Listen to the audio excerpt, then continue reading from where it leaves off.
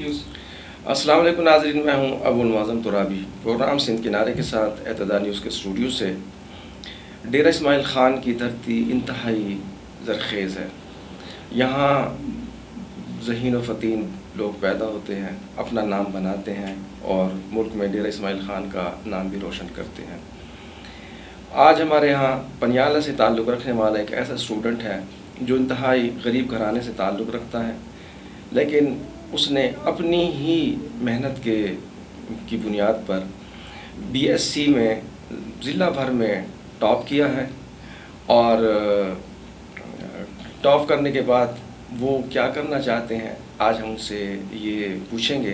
ہمارے اسٹوڈیو میں موجود ہیں محمد عدنان عادل، اور ان کے ساتھ ان کے والد صاحب جو ہیں وہ ولی خان صاحب، وہ بھی موجود ہیں۔ ان سے بھی پوچھیں گے کہ انہوں نے اپنے بچوں کو تعلیم دلانے کے لیے کتنی مشکلات جھیلی ہیں اور کتنے مسائل جو ہیں ان کو درپیش آئے ہیں، اور مزید وہ اپنے بچے کو کہاں تک آگے لے جانا چاہتے ہیں۔ بہت شکریہ محمد عدنان، آپ تشریف لائے۔ ولی خان صاحب، آپ کا بھی شکریہ۔ سب سے پہلے تو یہ بتائیے کہ آپ تعلیم حاصل کر رہے ہیں، آپ کے والد صاحب جو ہیں وہ انتہائی غریب ہیں، مفلس ہیں، سرکاری ملازم رہے ہیں، تو آپ کے جو وسائل ہیں وہ مسائل سے تو بہت زیادہ کم ہوں گے۔ جی، بہت زیادہ کم ہے، اور وسائل کی تو واقعی بہت کمی ہے، لیکن میرے والد صاحب نے بہت ہی محنت سے ہمیں پڑھانے کی کوشش کی ہے، اور ابھی بھی ہمیں پڑھا رہے ہیں۔ اور میں سمجھتا ہوں کہ اس سے اور محنت نہیں ہو سکتی جس طرح میرے والد کر رہے ہیں، اور میرے لیے وہ دعا بھی کرتے ہیں اور کامیابی کے لیے، تو ان کی محنت کا وہ دعا بھی کرتے ہیں، دوا بھی کرتے ہیں۔ جی تو بالکل، آپ ان کی امیدوں پر کتنا پورا اتر رہے ہیں؟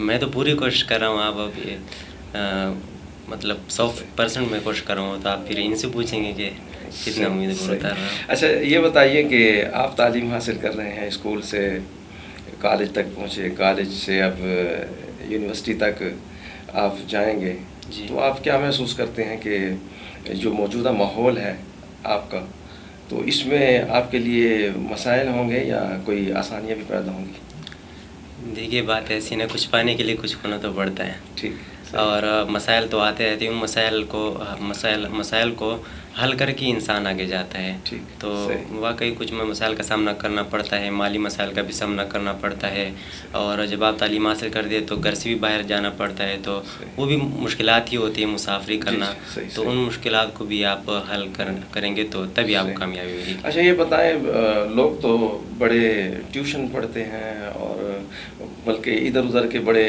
ذرائع استعمال کرتے ہیں پوزیشن لینے کے لیے، تو آپ نے کیا کیا؟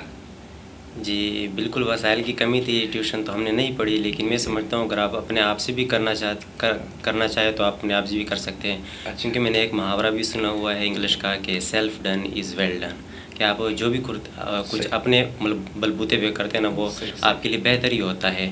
اور ٹیوشن میں بعض اوقات ایسا ہوتا ہے کہ وہ آپ کو نوٹس پریپیئر کر کے دیتے ہیں، تو یہ بات بھی صحیح نہیں ہے۔ میں سمجھتا ہوں کہ بندے کو آپ پہلے پوچھیے، ان سے سوالات پوچھا کرے، ان کی اپنی کریٹیویٹی بنائے تاکہ وہ اپنے ذہن سے کچھ حاصل کرے۔ یہ بڑی بات ہے آپ کی، یہ نقطے کی بات ہے کہ بجائے کسی کی نقل کرنے کے انسان کو خود تخلیق کار ہونا چاہیے، اور آگے بھی وہی بڑھ سکتا ہے۔ جی بالکل۔ تو یہ بتائیں کہ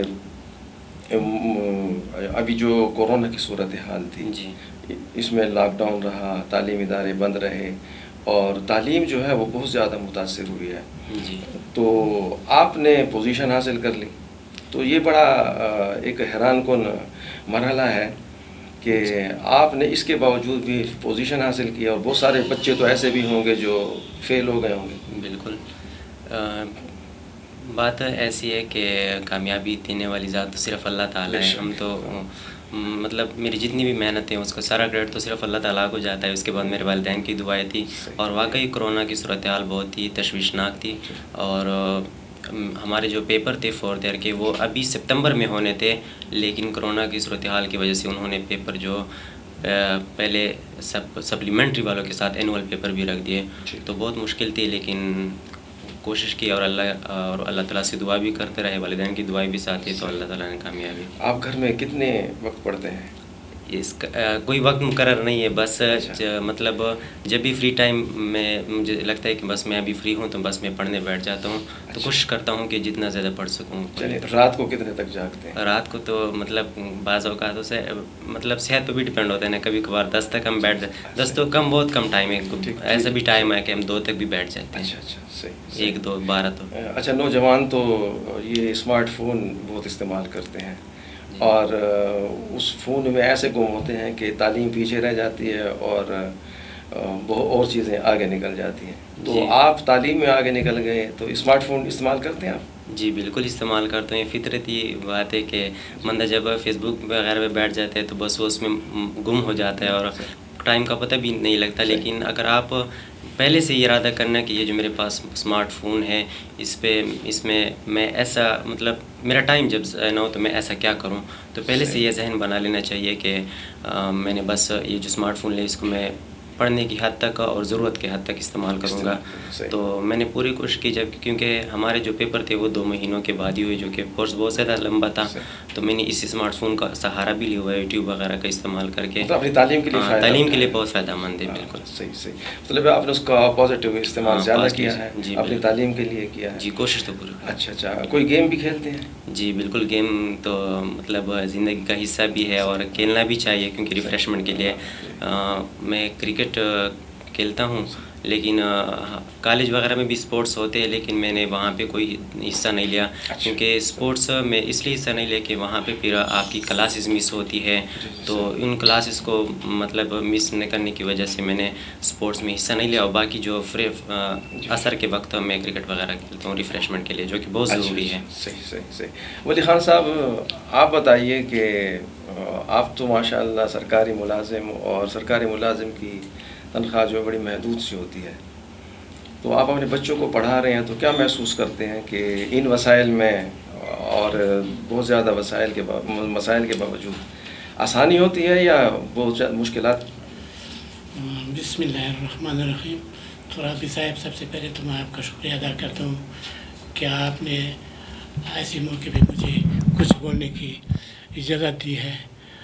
محترم بات یہ ہے کہ وسائل واقعی کم ہوتے ہیں، سرکاری ملازم کی تنخواہیں کم ہے، اور پھر میں تو ریٹائر ملازم ہوں، بہت ہی قلیل پینشن ہے، اور میں آپ کو کیا بتاؤں کہ ہم نے بچوں کی پڑھائی کی خاطر سب کچھ قربان کیا ہے، سوکھی روٹی بھی کھائی ہے اور چائے سے بھی روٹی کھائی ہے، اور الحمدللہ ہم مطمئن ہیں۔ البتہ ہم نے اپنے بچوں کے لیے جو دعائیں مانگی ہیں، جو آنسو بہائے ہیں، راتوں کو اٹھ کر جو ہم نے دعائیں مانگی ہیں، اللہ پاک نے ان کا پلہ ہمیں دیا ہے۔ مجھے فخر ہے کہ میرا پیارا بیٹا محمد عدنان عادل آج اس مقام میں ہے۔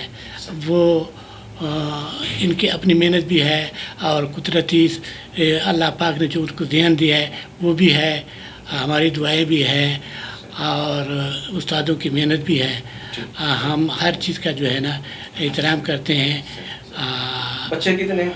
بچے جی الحمدللہ 3 بیٹے ہیں ان کے ساتھ، اور ان کے لیے بھی ہم نے دعائیں مانگی ہے اللہ کے راستے میں، کہ جب ہم نے فضائل سنے کہ عالم کی کیا فضائل ہے، حافظ قرآن کی کیا فضائل ہے، تو ہم نے ان کے لیے دعائیں مانگی۔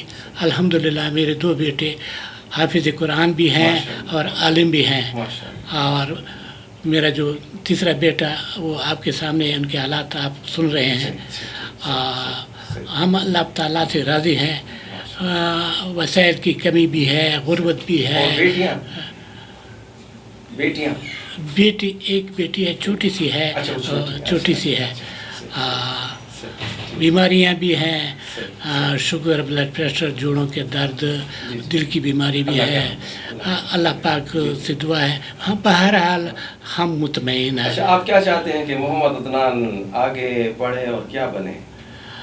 میں تو یہ چاہتا ہوں کہ جیسے انہوں نے PSC میں یونیورسٹی ٹاپ کیا ہے، آئندہ بھی ایسے ٹاپ پوزیشن لے لے، اور ان کی جو اپنی خواہش ہے، ان کا جو اپنی چوائس ہے، اس کے مطابق اس کو جو ہے نا کامیابی ملے۔ اچھا، آپ یہ بتائیں عدنان کہ آپ کے ذہن میں کہ میں اب آگے پڑھوں اور کیا بنوں؟ جی سب سے پہلے تو بات ایسی ہے کہ سب سے پہلے بات ایسی ہے نا کہ پہلے اپنی پڑھائی مکمل ہو جائے نا، جی جی وہ اچھی طرح کمپلیٹ ہو جائے تو اس کے بعد بہت سے مواقع ملتے ہیں. یہ آپ نے بات سنی کہ آج کل جو لوگ ہوتے ہیں وہ پہلے سے جب وہ کسی چیز میں ایڈمیشن لیتے تو وہ کہتے ہیں کہ اس فیلڈ کا سکوپ کیا ہے. جی جی لیکن میں سمجھتا ہوں کہ جیسے کہ میں نے قاسم علی شاہ کا ایک وہ پڑھا تھا کہ فیلڈ کا کوئی اسکوپ نہیں ہوتا، ٹیلنٹ کا اسکوپ ہوتا ہے. جی جی تو میرا جو آگے والا مضمون ہے جس میں میں ماسٹر کروں گا انشاءاللہ وہ ہے کیمسٹری. تو کیمسٹری کی بہت سارے اپلیکیشن ہے، اس میں آپ ایجوکیشنل لیول پہ بھی آ جا سکتے ہیں، فارمیسی لیول پہ بھی آپ جا سکتے ہیں. تو انشاءاللہ ٹھیک صحیح. تو نوجوانوں کے لیے کیا پیغام ہے آپ کا کہ آپ نے جو محنت کی ہے، آپ نے جو کوشش کی ہے، آپ نے جو یونیورسٹی ٹاپ کی ہے، تو اور نوجوانوں کو کیا کرنا چاہیے کہ وہ بھی آپ کی طرح پوزیشن حاصل کر سکیں؟ وہ تو میں پہلے یہ کہنا چاہوں گا کہ سب سے پہلے نماز ضروری ہے، نماز کے ساتھ تلاوت کلام پاک بھی ضروری ہے، بالکل فرض ہے. لیکن یہ بھی ایک کامیابی کا ایک حصہ ہے جو میں سمجھتا ہوں. اور والدین کی خدمت بھی کرنی چاہیے. اور اس کے علاوہ جو ڈیلی ورک ہوتا ہے نا، جو آپ کو ٹیچر کالج یونیورسٹی میں پڑھائے ان کو آپ ڈیلی کے بیس پہ کریں. اور آج کا کام کل پہ مت چھوڑیں. اور کوشش کریں کہ بہتر سے بہتر اسٹڈی کریں. اور آخر میں ایک شعر کہنا چاہوں گا کہ محنت کرے انسان تو کیا کچھ ہو نہیں سکتا، وہ کون سا مشکل ہے جو ہو نہیں سکتا. محنت بھی کرنی چاہیے. عدنان آپ کا بہت بہت شکریہ. ولی خان صاحب آپ کا بھی بہت بہت شکریہ.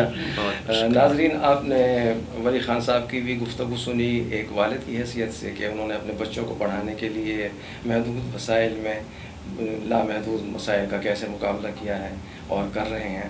اور محمد عدنان بھی جو ہے وہ اپنے غریب والد کی جو محدود تنخواہ تھی یا ابھی پینشن ہے اس کے باوجود بھی وہ کوشش کر رہے ہیں کہ بہتر سے بہتر تعلیم حاصل کر سکیں، آگے بڑھ سکیں. اور جو ان کے والد کا خواب ہے، ان کی والدہ کا خواب ہے، جو ان کا اپنا خواب ہے، وہ شرمندہ تعبیر ہو سکے. اسی کے ساتھ ابو المعظم ترابی کو اجازت دیجیے. اللہ حافظ.